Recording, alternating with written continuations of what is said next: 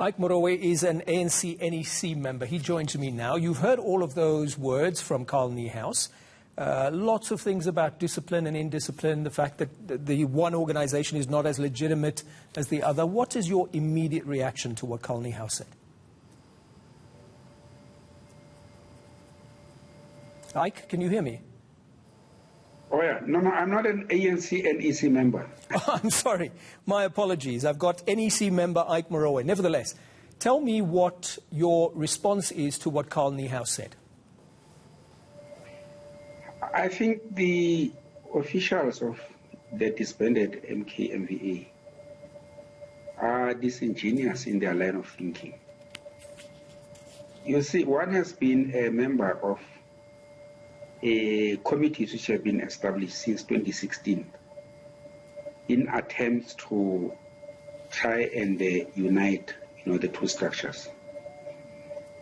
One welcomes, as MK National Council is saying in a statement which I'm part of, that we welcome that decision and we feel that, it is the right thing to do, because the path that we have traversed to try and have unity among the two structures has been bumpy, and it has also been characterized by the seriousness of MKMVA, to finally achieve the objective that we set ourselves.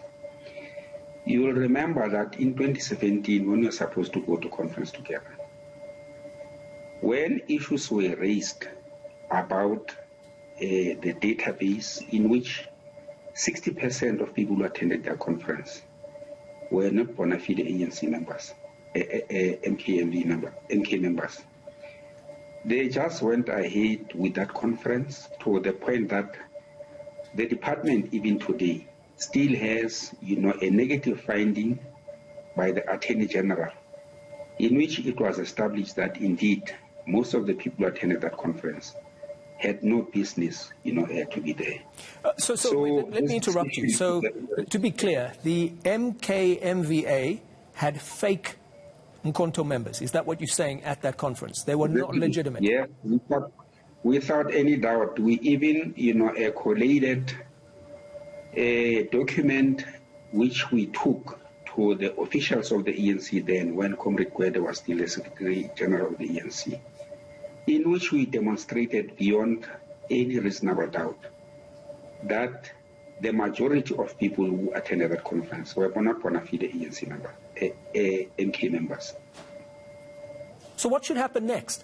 So we've got these two organizations. I would assume their objective is to look after MK members who fought in the struggle to free South Africa.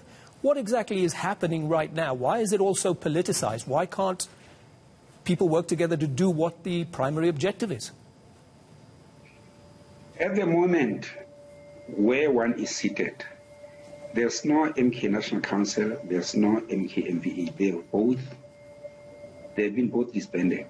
We have a community of MK, former combatants, who indeed must be looked after, their needs seriously addressed. That's what we have at the moment. And that the NEC, advisedly came with the wisdom to disband both structures, ensure that it sets up a structure that would look after every member of MK, regardless of, grouping they belong to. But would it be right, Ike, to say that actually how these organizations have been used in the past is really to factionalize? So the MKMVA comes out with statements that essentially seem to be contestation with one group versus the other group in the ANC. Is that how the organizations have been used? And it doesn't sound like, there's any chance that that's going to change. It is necessary to point out that indeed MKMVA was factionalized.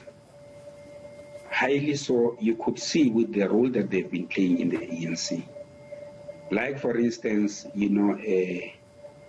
announcing pronouncing their favorite candidates in ANC structures, moving around in combat fatigues as though they are in war, in protection or advancement of certain positions, which are not even, a part of ANC policy. That is the problem that we have had with them. And now that this decision has been put on the table, one believes that it is the correct decision because it will tell who is indeed factionalized.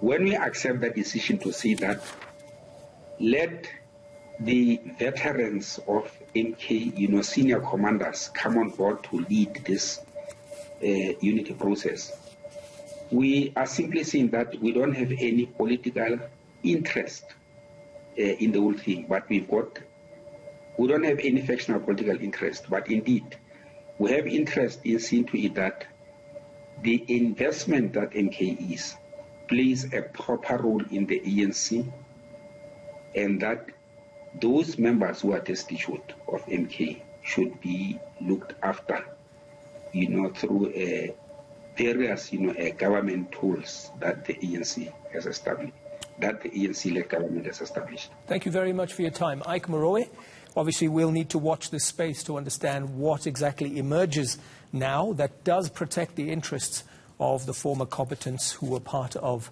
Umkhonto we Sizwe.